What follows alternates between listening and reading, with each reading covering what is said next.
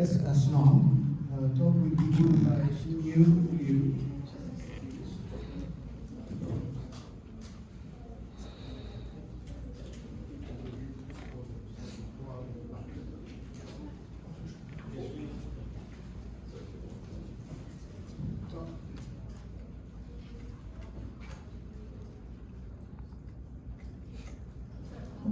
Everyone, does it work?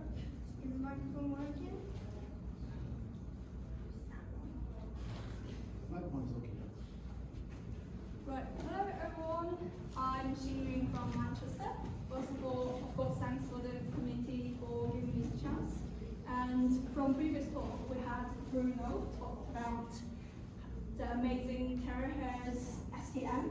And in my research, I focus on a slightly different technique called S-SNOM, which is a scattering near-field optical microscope.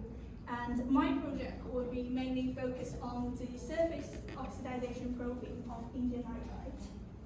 Let's start. So first of all, of course, you would ask why indium nitride?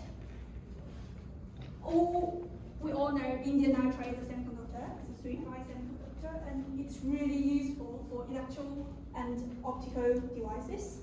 But there's a thing about indium nitride, which is it will be really easy to get oxidized. Of course, if you get extra carbon, oxygen, or hydrogen, nitrogen into your indium nitride, you will have different components, and this will change the band gap or electrical and optical properties. And whatever you're making indium nitride into, the performance will deviate from your expectation. So that's why we want to indium nitride. From this sample, we have some indium nitride nanoparticles deposited on a gold substrate. From this TM, we can just see it's polycrystalline. And from the AFM, we did a few scans of AFM. Most of the particles is like that. They are about 30 nanometer in height and few 100 nanometer in diameter. And we also have Raman data from it. We can clearly see there's some Raman peaks corresponding to indium nitride phonon mode, but there are some extra peaks we cannot explain. So that's why we move to SNOM. So SNOM, short for scanning near-field optical microscope. Let's start with a classic interferometer. Then instead of focusing onto the sample, we focus the sample beam into the small gap between tip and the sample. Then with oscillating the tip and through a demodulation process, we would be able to probe the optical response out from a small volume right underneath the tip. So for people who are not that familiar with SNOM, I would just say it's a FTIR with magically small volume of probing. And in our lab, our source, our light source in this case, is a mid-infrared source spanning from 600 to 2200 wave number. Then the first measurement we did was just a holistic spectroscopic characterization. From the 2D images, we can't really see much difference for different sources, but from the spectra, we can clearly see there are two peaks locating around 1100 and 1400. What's reassuring is those peaks are all, those oscillators are all appearing in more than one spectra, more than one sources, which we can just confirm those are real peaks. It's repeatable measurement. And because there's so many oscillators involved with carbon-oxygen bonds, so the next thing we did is do a tapping amplitude dependence of those measurements. First of all, the thing about SNOM is if we have a high tapping amplitude, we might pick up those substrate information like that one, which is the thing we don't want. And in this case, we perform the measurement of the same area with 4 different amplitudes, up to 110 nanometer and down to 20 nanometer. The first thing you can notice is that when you go down to low tapping amplitude, you just have a huge noise in there. And the other thing we did is extracting the near field contrast from the 2D image, and also we can extract the probing depth out from approach curves, which we can plot the contrast based on the probing depth, which is shown there. Then considering the height of those particles around 27 nanometer, which is that vertical line. So from the right side to the right side of that vertical line, we should be able to sufficiently probe this particle itself instead of picking a huge amount of substrate information. But ideally, we want to go to the lowest tapping amplitude because we want to probe the surface. But you can see from there, we just have horrible signal. So we go to the second lowest tapping amplitude, which is the 40 nanometer one. Then this is the spectra we took from it. The first thing we notice, amplitude phase, the first thing we noticed is just there are 3 oscillators there. The first one at 600 wave number, that is from the Indium Nitride phonon mode, which is confirmed through our Raman data. And there are 2 of them left, 850 and 1100 wave number. So those, because there's just too many resonances can be in this range, we cannot specifically say which bond it's actually from.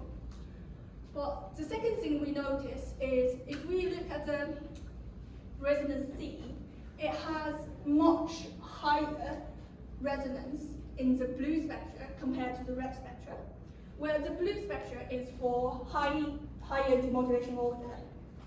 So this suggests there might be a surface state having more contribution from whatever the source of resonance C is. Then with a mathematical model connecting the sample's dielectric function with near field response, we extracted the dielectric function.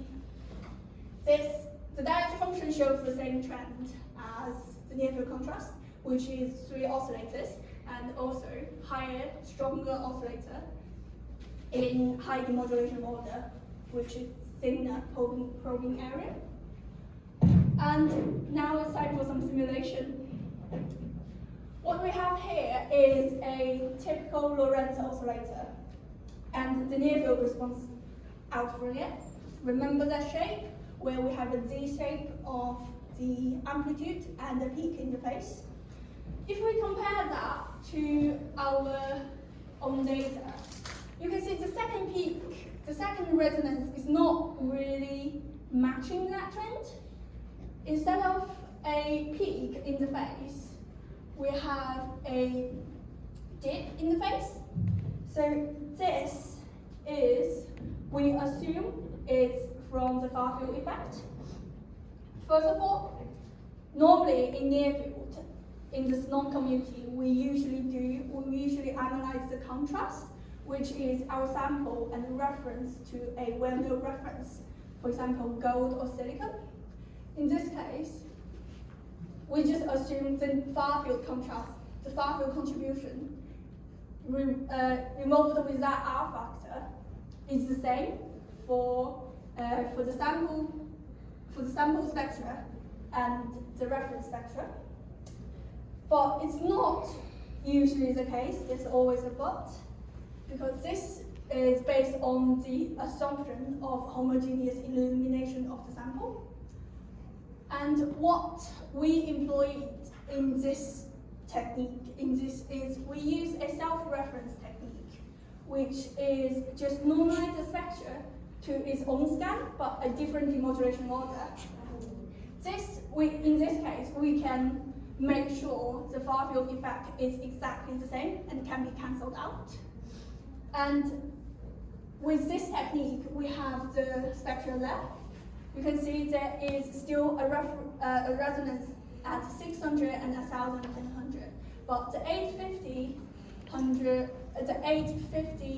wave number resonance completely disappeared. So that confirms that is indeed a far field effect. And also, what's better is we can match our simulation to the experimental data. And this will provide the quantitative analysis of the near field signal. So in conclusion, first of all, we identified the most appropriate experimental parameters for this specific structure, mostly just the tapping amplitude.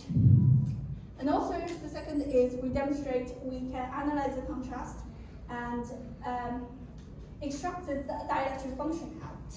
And the third one is so we employed the new self-reference technique to analyze this data. Then, acknowledgement, thanks for all my group sitting there, for all the conversation we had. And also, sample is actually from Canada, Toronto. And thanks all the fundings as well, especially IET for the travel fund. And then the shameless advertisement. There is a talk from my group right after me, just Tuesday if you are interested. And also we are a job opening for technical specialist / experimental officer. And it's just, if you want to play S-SNOM for the rest of your life, please contact our PI, Jessica. And we are open for collaborations and to stay in contact. I promise we're really nice people. And